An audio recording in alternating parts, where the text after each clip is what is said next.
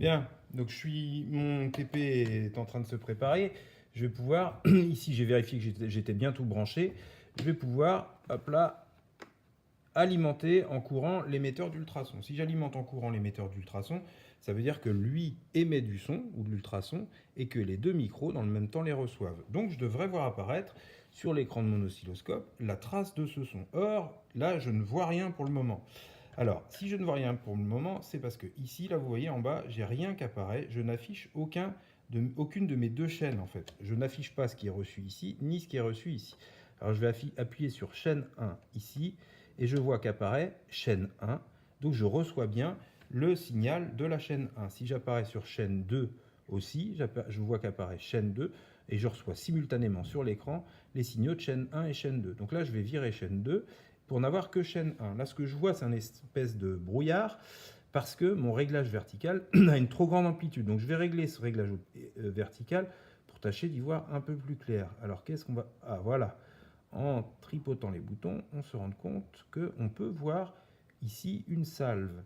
Et on peut régler horizontalement pour voir même plusieurs salves. Donc là, on voit ce que reçoit, ici, je vais vous le pointer avec un laser, là, ici, pour que... Donc on voit une salve, une salve, une salve, une salve, une salve. Et on voit que chaque graduation fait 250 millisecondes. Si je modifie ce réglage-là, ça veut dire que je zoome, par exemple, et je peux identifier l'apparition d'une seule salve, ici. D'accord? Ça, c'est pour la chaîne 2. Donc, la chaîne 1, pardon. Donc, on voit que pour la chaîne 1, j'ai fait un réglage vertical de 100 millivolts par graduation et un réglage horizontal de 500 microsecondes par graduation. Maintenant, je vais faire apparaître la chaîne 2. Hop là. La chaîne 2 n'est pas très bien réglée. Elle est d'une amplitude un peu grande. Je vais la régler exactement comme la chaîne 1.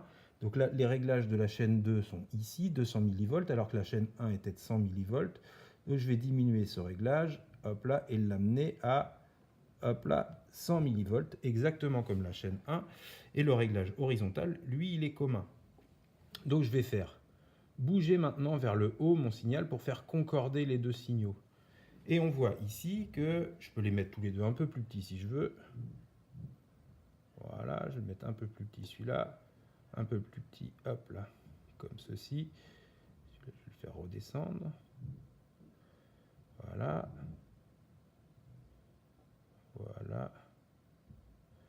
Je vais trouver le réglage qui va me permettre d'avoir une image où je peux faire concorder les deux sons. Voilà, comme ça, comme ceci, je suis pas mal. Donc je vois que les sons sont reçus exactement en même temps. Voilà. Et maintenant, je vais essayer. Qu'est-ce qui se passe quand je... Alors, je vais remettre les mêmes échelles verticales.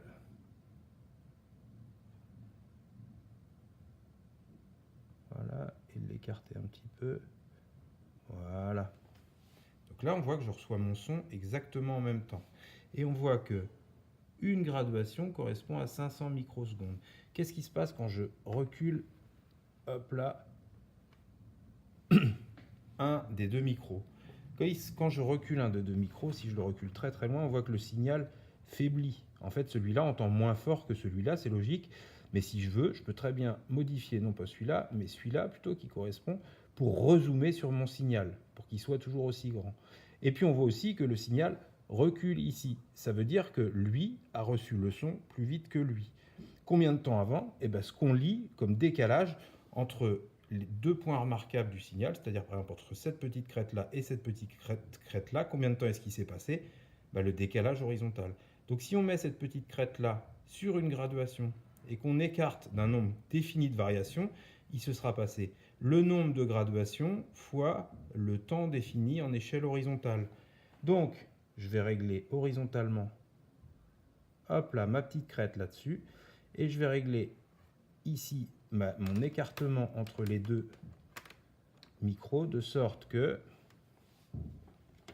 là j'ai des parasites, de sorte que j'ai un écart, ah ben là c'est très bien, j'ai un écart précisément de 1 et 2 graduations. Alors ça se passe pour quelle distance? Eh bien, je lis ma distance ici et je vois 342 mm. 342 mm parcouru en 2 graduations, c'est-à-dire 2 fois 500 microsecondes.